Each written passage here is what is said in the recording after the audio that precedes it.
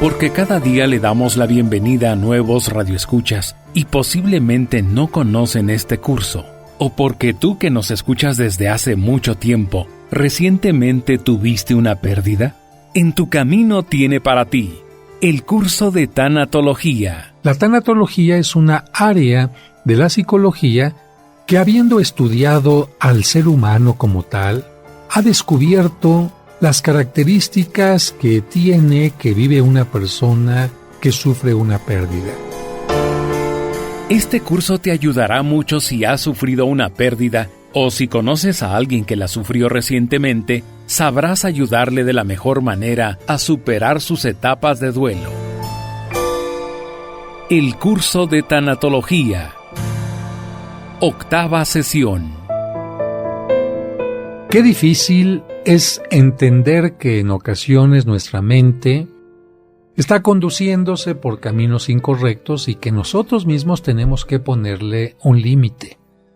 Y gracias a que tenemos conciencia, muchas de nuestras ideas pueden caminar por lugares adecuados. Si nosotros no tenemos esta conciencia, sucede en nuestra mente lo que aparece en la noche. ¿Qué pasa cuando tú estás dormido? Cuando estás dormido no hay una conciencia que esté regulando, dirigiendo, organizando los sueños, los pensamientos. ¿Y cuál es el resultado de tus sueños? Que en tus sueños se junta el pasado, el presente, la realidad, con la imaginación, y entonces en tu sueño realmente tienes cosas totalmente absurdas. Es como si cuando estás despierto, todos los cajones de tus pensamientos, Doña Conciencia los tiene perfectamente ordenados, de la A a la Z, y cuando tú quieres que salga una idea, Doña Conciencia va, la saca y la tiene ahí presente. Pero cuando te duermes, todos los cajones se abren y todos los documentos se salen y se revuelven, aunque tú no quieras. Ahí está el cajón de los miedos.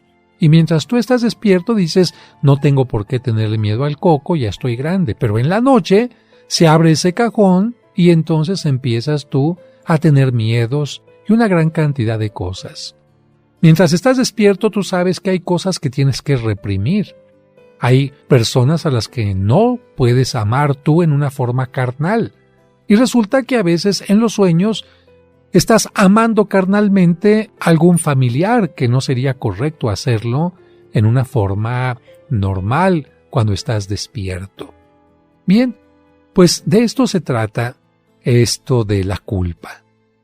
Si tú pones a través de tu conciencia a la culpa en su lugar e incluso le llamas responsabilidad, estarás haciendo algo adecuado.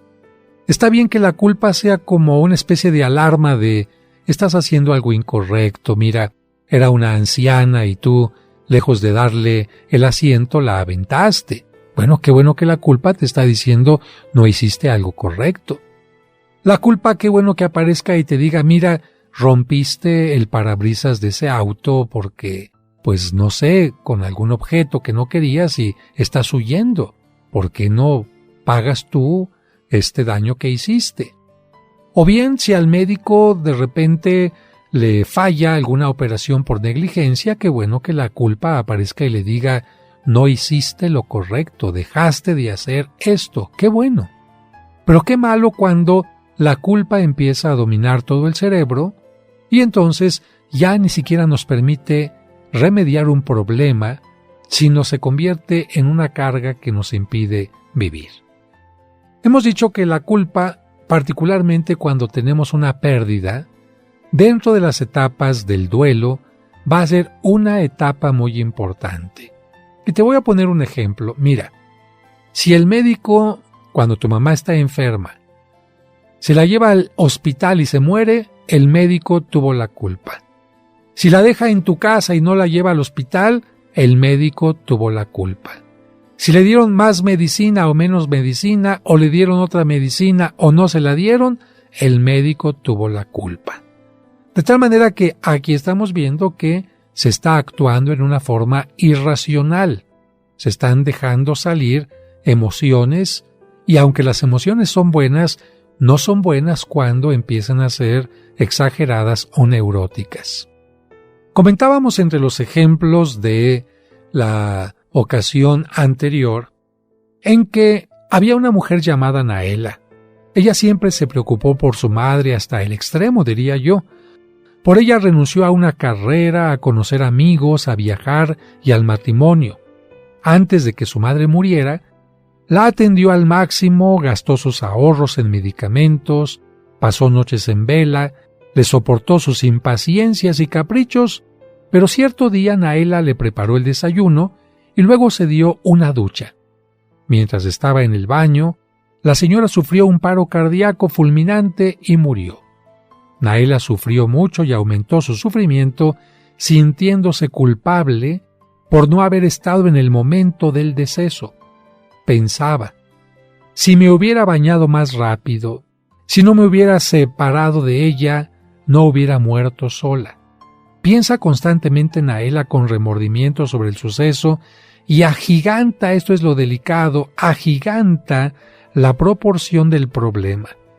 Estos pensamientos muestran que Naela tiene una culpa neurótica que va más allá de lo razonable. Fíjate, si no me hubiera metido a bañar, si no me hubiera quedado tanto tiempo dormida, si a lo mejor hubiera hecho otra cosa. Esto no es correcto porque nosotros no tenemos control de la realidad, control completo de lo que sucede, no somos Dios. Naela no está entendiendo su limitación humana ni comprende que hay cosas que no estaban en sus manos.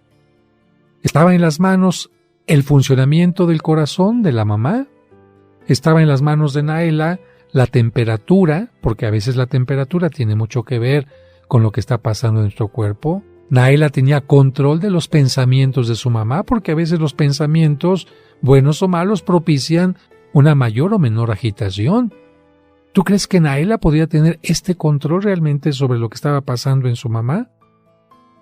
Más que valorar todos sus esfuerzos y sacrificios, más que pensar, fui una buena hija, no me casé por ella, no terminé una carrera por ella, le construí una casita, le preparé desayuno, comida y cena tanto tiempo, en fin, más que valorar todo esto, Naela se centra solo en su culpa.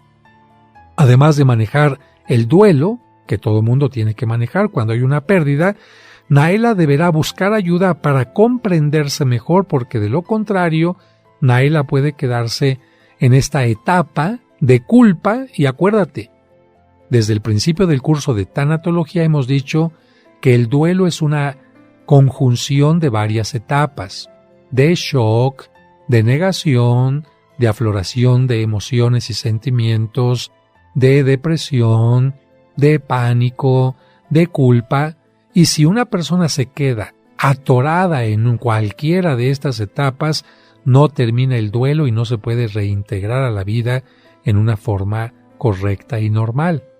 Así que, si Naela, o en este caso tú, porque tú eres el importante en este curso, te estás aferrando a una culpa neurótica, entonces necesitas ayuda profesional.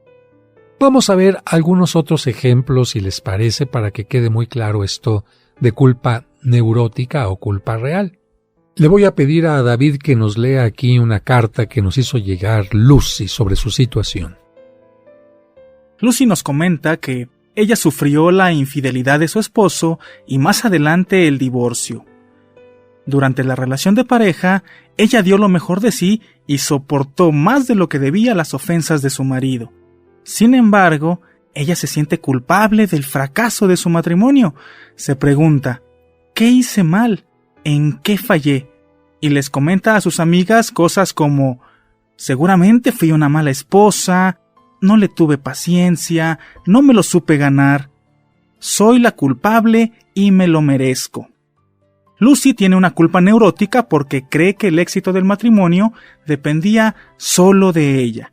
No comprende que por más esfuerzos que ella hiciera, el matrimonio supone la colaboración de los dos. No comprende que la decisión de ser infiel fue de su esposo y no provocada por ella. Mientras ella no aprenda a dimensionar su responsabilidad o culpa, no podrá superar el duelo. Bien, ahí tenemos un ejemplo muy claro de cómo en una situación desde fuera tan clara para todo mundo, para dentro de la mente de Lucy, hay una culpa neurótica. En una infidelidad, como lo ha dicho David, ¿quién tendría que ser el responsable de esa infidelidad?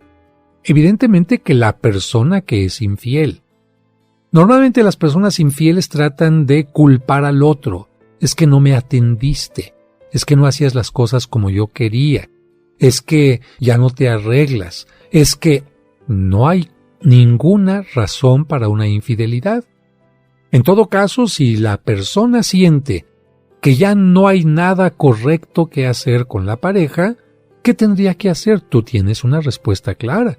Tendría que decirle claramente: no puedo continuar la relación contigo, ya no siento nada, ya no me gustas, ya no quiero, encontré otra pareja, lo que sea, pero tendría que terminar una relación en una forma honesta.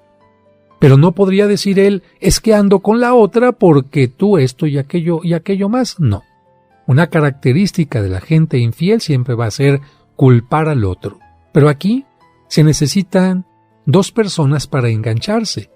Si el desgraciado, la sinvergüenza, quieren echarte la culpa por su infidelidad, tú sabes si te enganchas y dices: sí, yo soy la culpable, yo lo orillé, yo la orillé. O tú dices: no, señor, yo no tengo por qué aceptar esta culpa que están poniendo en mí.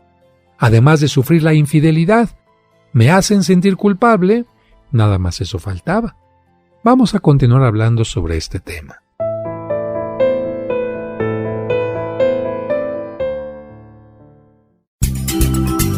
En tu camino, con el Padre José de Jesús Aguilar Valdés, la voz amable de la radio. Bendito sea, Señor. No olvidemos a nuestros seres queridos que ya están en la presencia de Dios. La mejor forma de agradecer todo el bien que nos hicieron en vida es orar por ellos y ofrecer la Santa Misa por su eterno descanso. En el nombre del Padre, y del Hijo, y del Espíritu Santo. Amén. Anota a tus difuntos en las misas gregorianas de la parroquia de San Cosme y San Damián, donde se ofrecerá por ellos diariamente la Santa Misa durante todo un mes. Las misas gregorianas del mes de abril se aplicarán por el eterno descanso y el perdón de los pecados de las siguientes personas: Luis Donaldo González Flores, Luis Enrique Rojas Mendoza. Pide informes cómo anotar a tus difuntos haciendo una llamada o escribiendo a través de WhatsApp a los teléfonos 55 55 66 77 44 o al 55 57 05 59 39. Nos ponemos de pie para iniciar la Santa Misa. Y codo a codo junto a ti, remé en mi barca, buscando aguas de ilusión. Seguimos escuchando el curso de tanatología.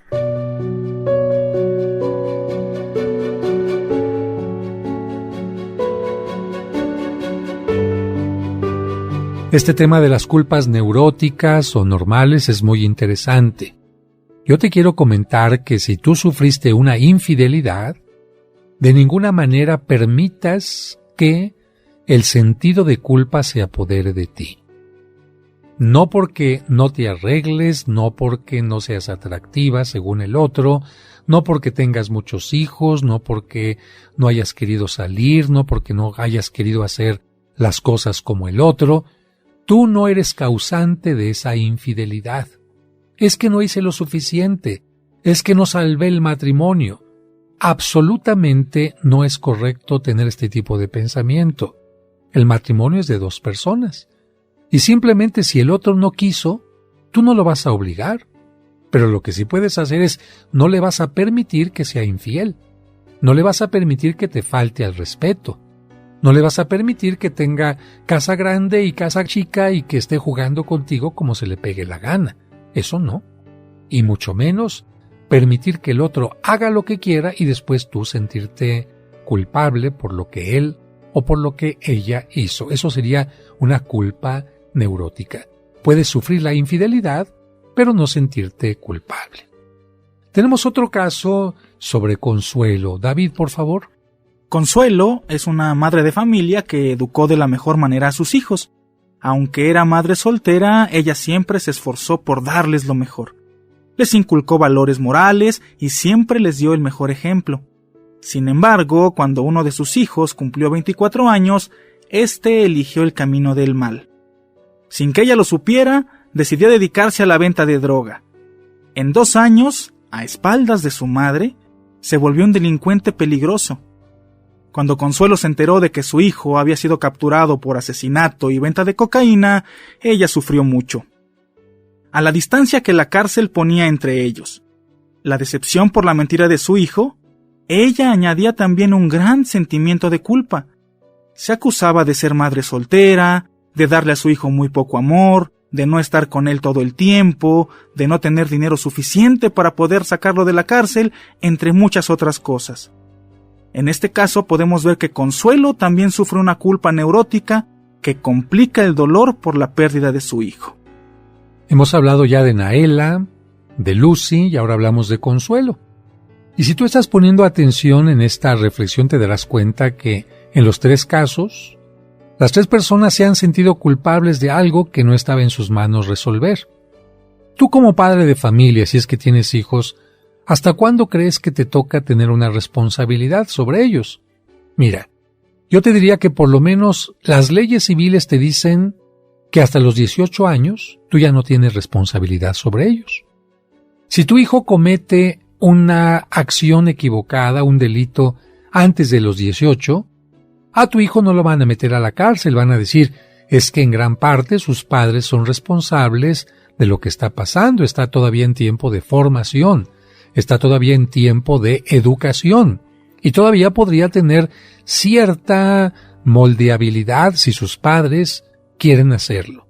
Pero una vez que el muchacho, la muchacha cumple 18 años y lo encuentran cometiendo un delito, ya no llaman a sus padres. Él tiene que afrontar directamente el juicio, la condena, y entonces ya ahí no se le lleva a un tutelar para menores, sino a una cárcel. ¿Qué significa eso? Que el joven es totalmente responsable de lo que haga. Si un muchacho de 21 años se embaraza a una muchacha, serán los papás los culpables, es que no lo cuidé, es que no le di un condón, es que no le puse una cámara para seguirlo, es que no le puse un chaperón, es que no le puse un cinturón de castidad. Eso ya no le toca a los padres de familia. Si un muchacho empieza, como en este caso, a vender droga, a asesinar, si un muchacho deja de ir a la escuela, si un muchacho decide casarse con una mujer mucho mayor, si el muchacho decide ser un hombre abiertamente homosexual, si el muchacho decide hacer lo que sea, esto ya no es una decisión que dependa de los papás. Qué terrible que haya papás que digan, es que mi hijo no estudió por mi culpa. Mira, yo te diría que quizás primaria y secundaria podrías haber hecho algo. Pero ¿te imaginas cómo se vería una mamá llevando a su hijo de la oreja amarrado a la escuela superior? ¿Te imaginas cómo se vería un papá que acompaña a su hijo todo el tiempo a las fiestas y no lo deja en ningún momento? ¿Te imaginas cómo se verían los papás de un muchacho que tiene que viajar al extranjero porque le dieron una beca y los papás todo el tiempo lo acompañan? Esto sería totalmente absurdo. No está en la vida de los papás la vida de los hijos. De ninguna manera los papás pueden controlar al 100% lo que un hijo tiene que responder por su propia vida. Y si lo hicieran estaría muy mal. El hijo tendría derecho a demandar a los papás porque se están metiendo en algo que es su propia vida. Así que en este caso, Consuelo, ¿por qué te sientes culpable de que tu hijo haya tomado una mala decisión? Consuelo, si estuviera aquí y yo le preguntara, Consuelo, ¿trataste de darle lo mejor? Pues sí. Oye, Consuelo, ¿tú fuiste una madre soltera porque quisiste hacerle daño? No, pues simplemente el papá ya no quiso seguir. Oye, ¿y tú preferiste tenerlo a abortarlo? Claro, porque para mí mi hijo siempre fue muy importante. ¿Qué escuela le diste? La mejor, incluso lo metí a una escuela de paga para que tuviera un buen ambiente. En la secundaria, ¿qué hiciste por él?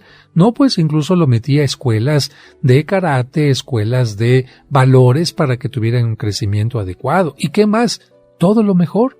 Consuelo, ¿depende de ti que haya tomado esa mala decisión? Pues es que sí, padre, porque fíjese que empezó a conocer mal los amigos. ¿Y tú crees que podías correrle a los amigos cuando él ya era mayor de edad?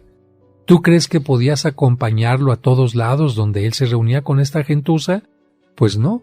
Ok, entonces vamos a entender las cosas. Consuelo, puedes decir, me duele mucho que mi hijo haya tomado esta decisión. Me duele mucho no poder responder por él. Me duele mucho que tenga que pasar un tiempo en la cárcel, pero no es mi culpa.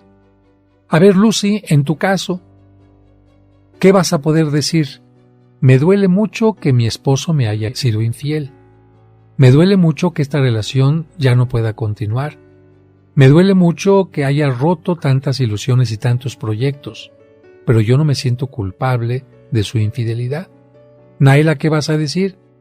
Me duele mucho que mi mamá haya muerto sola.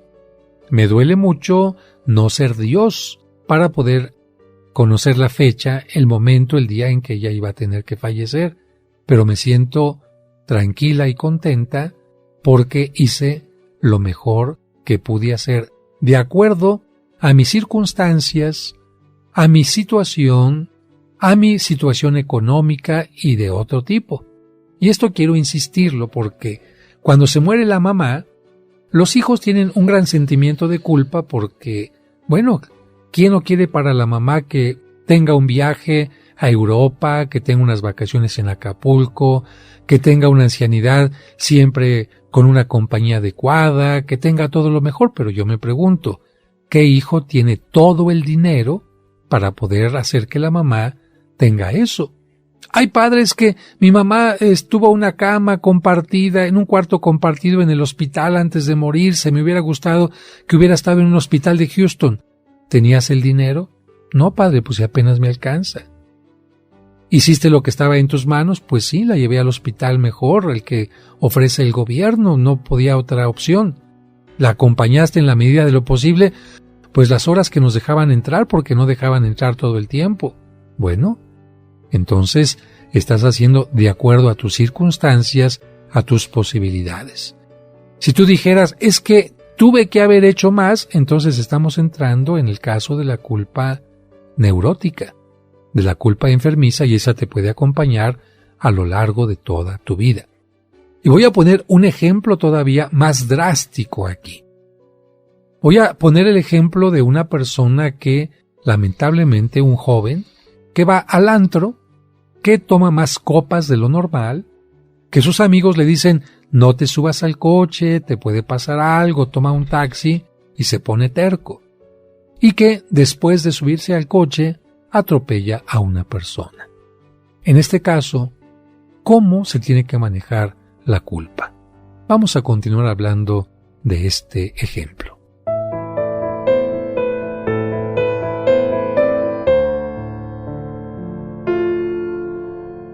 Hacemos una pausa y al regreso seguimos escuchando el curso de tanatología.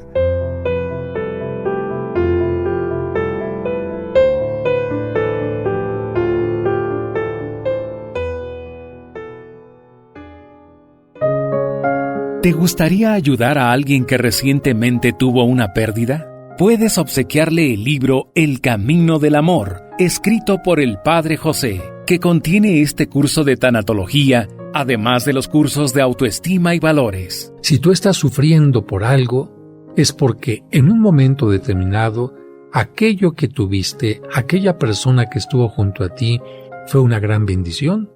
Porque uno no llora por lo que no valora. El Camino del Amor.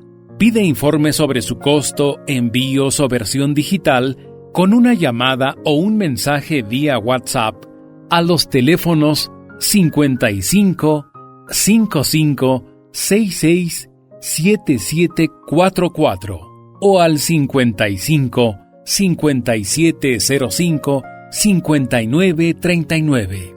El Camino del Amor.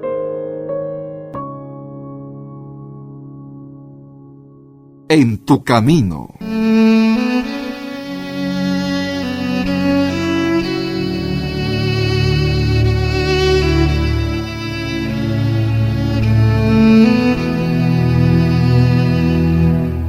Señor, En este momento hay alguien que llenó de rencor su corazón. Ayúdale a comprender que el rencor es como veneno que destruye. Te pido que les ayudes a perdonar a quien reconoce su error y le den una nueva oportunidad. Amén.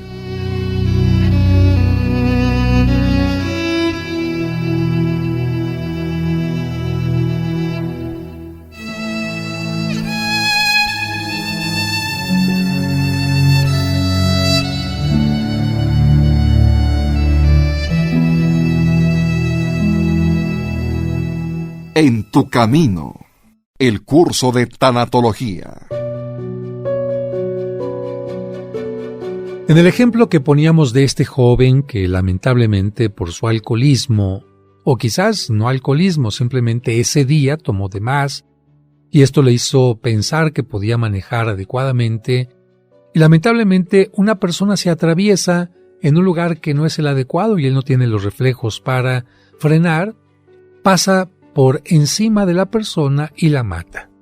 Evidentemente, imagínate lo que significa el bajar del auto y ver a una persona muerta en el pavimento y ya no puedes hacer nada.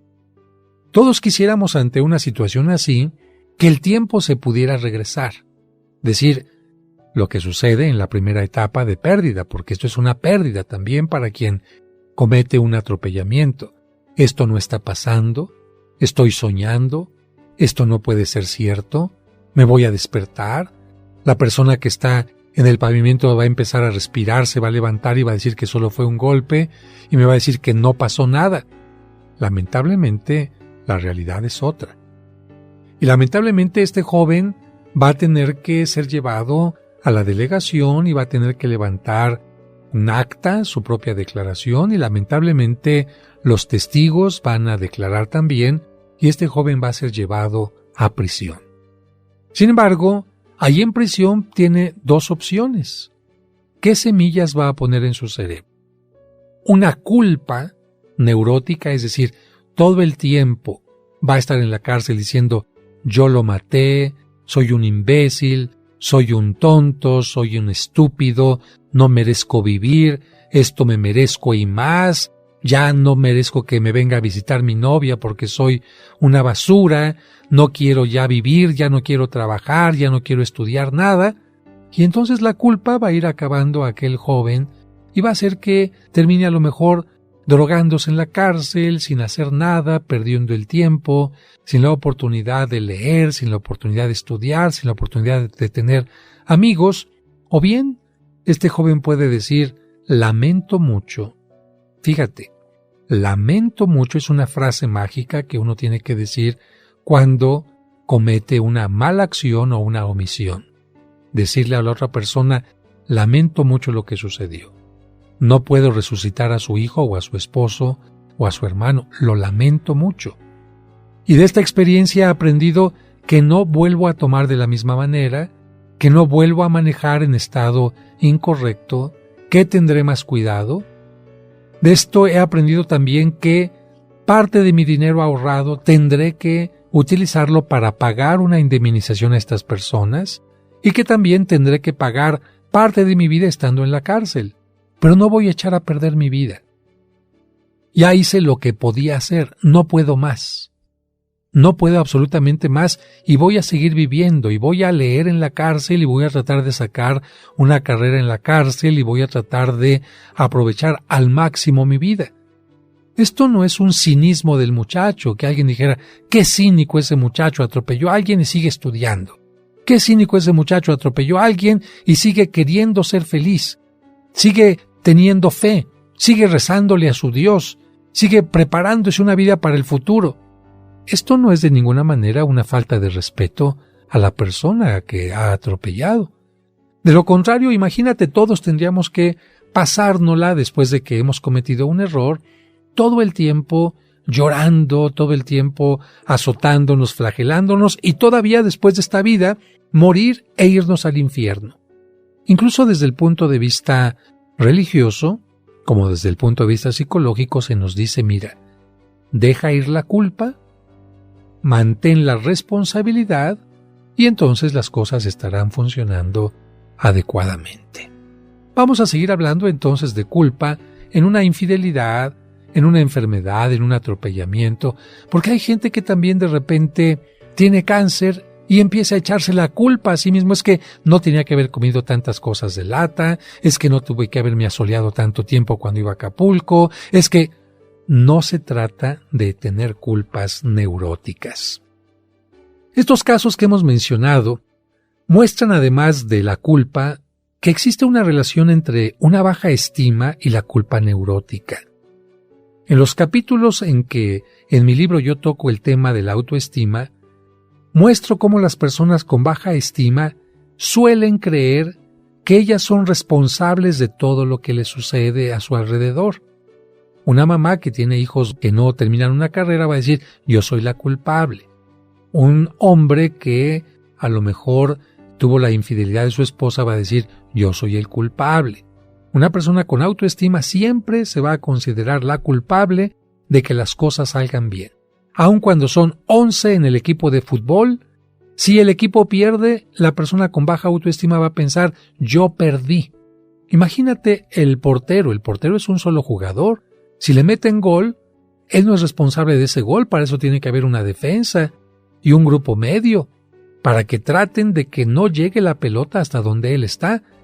Si llega la pelota hasta donde él está, significa que todos los del equipo han fallado y él es el único, el último que puede remediar la situación, pero para que llegue la pelota hasta la portería significa que todos los demás han fallado. Pues el portero no le van a decir, oye, voy a chutar hacia la derecha por arriba, voy a chutar a la izquierda por abajo. El portero simplemente se lanza donde el instinto le dice, y si no logra adivinar para dónde entró la pelota, la velocidad, el ángulo, o simplemente se le pasó entre los pies, el portero no puede considerarse el culpable de que hayan perdido. Y si el portero así lo hace, está mal. Y si pierden, todavía el portero tiene que decir, bueno, a mí me metieron gol, ¿y ustedes por qué no metieron gol a la portería contraria? De tal manera que una persona con baja estima, si fuera portero, diría, yo tuve la culpa y esto no es correcto. Pero imagínate entonces el gran problema de una persona con baja estima, que además tiene una pérdida. Por eso, en los cursos que yo doy y en el libro que he escrito, ligo los dos cursos de autoestima y de tanatología para que no haya este tipo de problemas. La autoestima siempre ayuda a comprender que somos limitados y hasta dónde llegan nuestras responsabilidades. Así que, en esta etapa de la culpa, es importante que no exageres tus culpas. Trata de hacer a un lado estos pensamientos, si yo hubiera hecho esto, si hubiera hecho aquello, si no lo hubiera mandado aquí, si lo hubiera cuidado más, si nos hubiéramos ido a vivir a otro lado, si hubiera ido a otro hospital, si hubiera pedido otra opinión. En absoluto. La muerte, el divorcio o cualquier pérdida pueden ser provocados por negligencia, es cierto, pero en la mayoría de los casos son más bien producto de muchos factores. En esta etapa de las culpas, lo mejor será que pienses en todo lo bueno que hiciste por tus difuntos, por tus seres queridos, y también recuerdes los momentos en que viviste felizmente con ellos. Pero recuerda, a ti te toca decidir.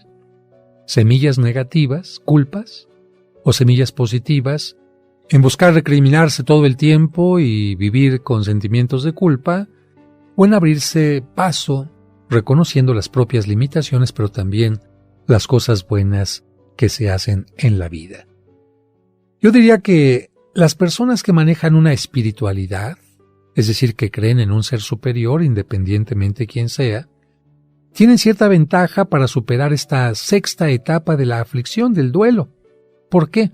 Porque a diferencia de quienes nunca han oído hablar de el pecado y de el perdón y la gracia, las personas que sí lo han escuchado experimentan la paz que puede ofrecer el reconocimiento de la culpa y la recepción del perdón de Dios o del prójimo. Cuando uno aprende que uno puede ser perdonado por Dios y por uno mismo e incluso por los demás, la situación es totalmente distinta. Vamos a concluir esta idea. Mira, La culpa no resuelta, la culpa neurótica, la culpa constante y las emociones confusas que parten de esta culpa hacen miserable a quien las padece y pueden desembocar en una depresión grave. Así que yo te invitaría que si constantemente te estás culpando, trates de no caer en una depresión y busques ayuda. Cambia simplemente de pensamiento y si no, solicita ayuda con un terapeuta. Es importante que enfrentemos las culpas normales y también las neuróticas para darle solución. Un terapeuta, un consejero religioso o simplemente un buen amigo, yo te recomendaría esto, un buen amigo, pueden ser de gran ayuda si nos atrevemos a hablar con ellos de lo que nos está pasando sin temor o vergüenza. Que hables sin temor o vergüenza de tus sentimientos de culpa, decir, fíjate que me siento culpable porque no acompañé a mi mamá, porque hice esto, porque con mis hijos fui muy duro, en fin. Yo te aseguro que la comprensión de tu amigo, de tu amiga, y la comprensión que siempre tenemos, la comprensión de Dios, van a poner en su lugar, adecuadamente, equilibradamente, la culpa. Repito, la culpa es como una alarma que si está bien calibrada, te va a ayudar a distinguir cuando estás haciendo mal, cuando estás dejando de hacer el bien, cuando estás haciendo algo incorrecto, pero cuando la culpa no está bien calibrada y es exagerada, te puede echar a perder la vida. Y además, de aquí vendría el siguiente punto. Cuando tú empiezas a echar la culpa a alguien o algo, o a ti mismo, ¿qué vas a buscar como consecuencia? Aquella que tenga la culpa tendrá forzosa y obligatoriamente que pagar lo que hizo. Por lo tanto, con este pensamiento, ¿qué crees que va a provocar la culpa en ti? Hostilidad y resentimiento. Hacemos una pausa y al regreso seguimos escuchando el curso de tanatología.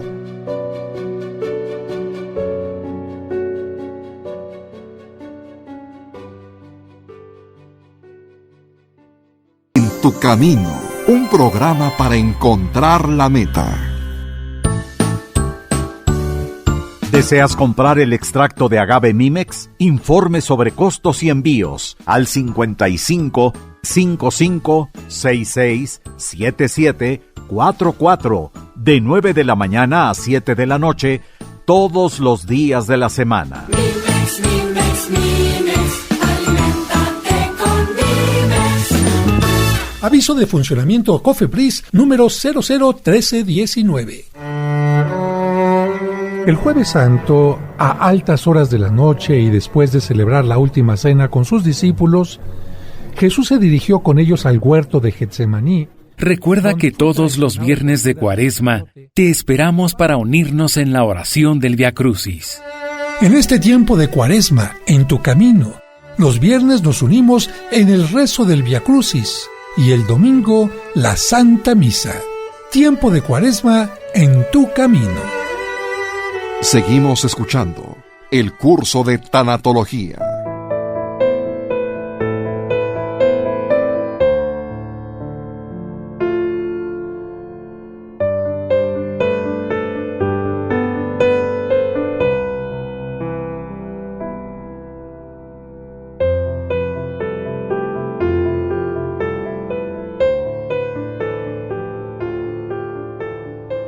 Hablábamos de hostilidad y resentimiento por la culpa, y es que en las primeras etapas del duelo nos cerramos en nosotros y en nuestro dolor.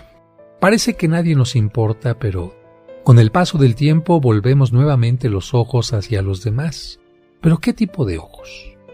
En la medida en que vamos superando la etapa de depresión y reiniciamos nuestras actividades ordinarias, surgen en nosotros sentimientos de hostilidad y resentimiento contra los demás.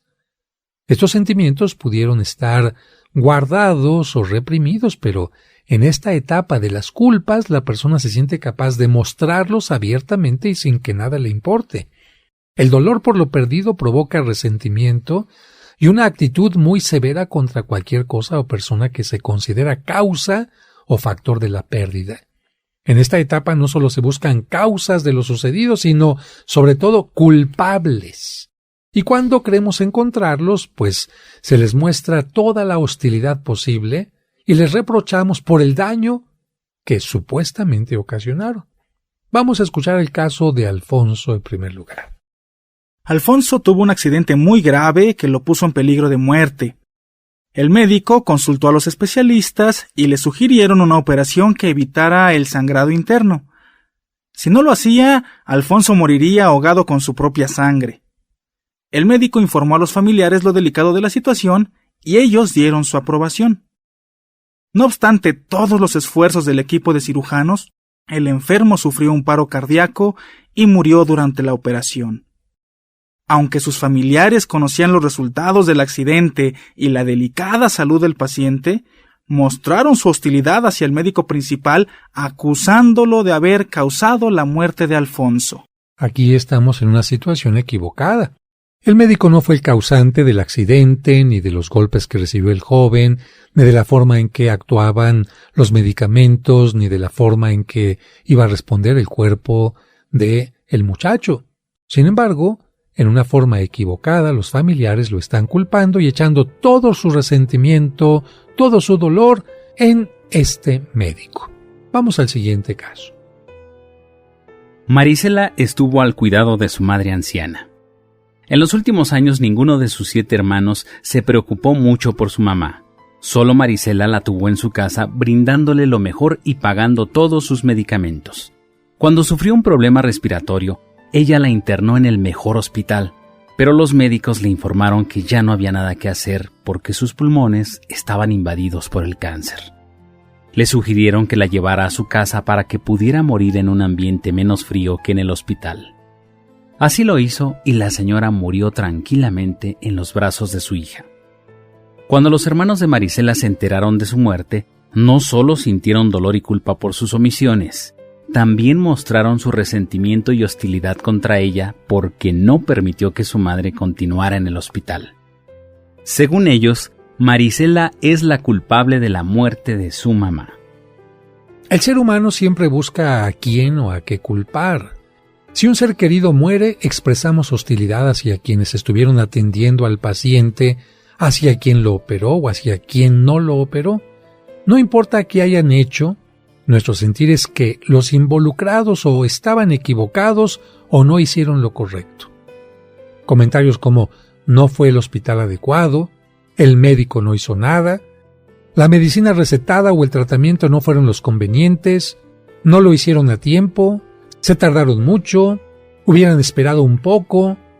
El resentimiento nos hace ver a todos los involucrados con ojos de desconfianza y de mucho odio, y por supuesto que hasta a Dios le toca. Es común repartir culpas ¿por qué? Por el fallecimiento de alguien, el accidente, el divorcio, enfermedad, bancarrota e incluso derrotas en juegos deportivos, Echamos la culpa a quien sea. Así nuestro resentimiento toca a familiares, amigos, maestros, médicos, policías, árbitros, árbitro vendido, árbitro ciego, y también alcanza a objetos o situaciones como los medicamentos, el auto, no funcionó el auto, los frenos, el semáforo, había un bache, la graduación de los lentes, el reloj no funcionó, las luces del árbol navideño, el cable de luz, el jabón en el piso, etc. Algo o alguien por fuerza debe ser culpable y si lo es, merece todo nuestro resentimiento. En estos casos, por supuesto, como te he dicho, también a Dios le toca la repartición de culpas y el resentimiento. Seguramente has escuchado estas frases de si Dios existiera hubiera hecho algo, o bien le pedí tanto y no me escuchó, o aquella frase ¿de qué sirve creer si de todas maneras sufrimos? O bien a Dios no le importó que muriera y me dejara sola. Si Dios hubiera querido, Él no se hubiera ido con otra. Dios es muy injusto porque en lugar de hacer que se muera la gente mala, se lleva a los inocentes. Bueno, en ocasiones llega a ser tan grande el resentimiento contra Dios que algunos dejan de hacer sus oraciones o dejan de asistir a sus reuniones sagradas, pensando, si Dios me abandonó, yo también lo voy a abandonar. Y yo creo que aquí hay que volver a pensar muchas cosas. ¿Tú crees que le toca a Dios tocar el pedal del freno de aquella gente que está manejando a alta velocidad? ¿Tú crees que a Dios le toca detener la cucharada de la persona diabética que está comiendo azúcar? ¿Tú crees que a Dios le toca detener la patineta del muchacho que está viajando en su patineta en la calle en una zona incorrecta? ¿Tú crees que a Dios le toca detener a la persona infiel que se está yendo a acostar a un motel con otra? ¿Tú crees que a Dios le toca hacer o deshacer lo que los seres humanos hacemos? ¿Tú crees que las limitaciones que tenemos en este mundo, como la muerte, significan castigo de Dios? Yo creo que tenemos que tener otro pensamiento con respecto a las culpas que repartimos, los resentimientos, y además, ¿de qué sirve tener resentimiento contra Dios? Dice un dicho, el que escupe al cielo se baña con su propia saliva. La hostilidad y el resentimiento son síntomas normales incluso en las personas más buenas o piadosas, No nos debe alarmar el que alguien con un carácter dulce o una gran fe se muestre en determinados momentos hostil. Tampoco debe alarmarnos quien nunca ha sido hostil y bajo el dolor de una pérdida parece perder el control de sí mostrando su resentimiento como fiera. Es cierto que no podemos animar a las personas para que sean hostiles, pero deben controlar sus sentimientos. El resentimiento, aunque forma parte del proceso de sufrimiento, yo diría que en exceso o sin control, no es una emoción saludable y puede ser muy dañino. En todo caso, estos sentimientos deben ser pasajeros y con un alcance limitado. La persona deberá aceptarse a sí misma, reconocer su hostilidad y resentimiento y, ¿por qué no?, pedirle ayuda a Dios y a sus seres cercanos para sobreponerse. Cuando la persona comprenda que hay cosas, situaciones, accidentes, enfermedades, limitaciones que forman parte de la vida misma y que no fueron hechas por Dios para ocasionar un dolor, sino simplemente son parte de la vida, su resentimiento contra Dios desaparecerá. Entonces, se recuperará la confianza e incluso, además de tenerle confianza a Dios, tendremos una fe más madura porque aprenderemos que precisamente en esos momentos, en lugar de enojarnos y alejarnos de Dios, tenemos que tomar su mano para levantarnos.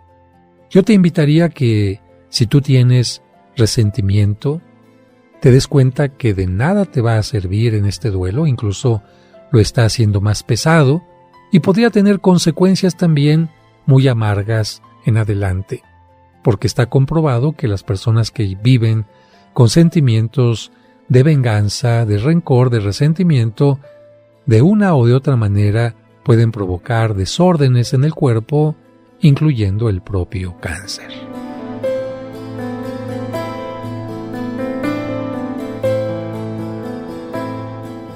No olvides que mañana tenemos nuestra oración del Vía Crucis y el próximo lunes continuaremos con nuestro curso de tanatología.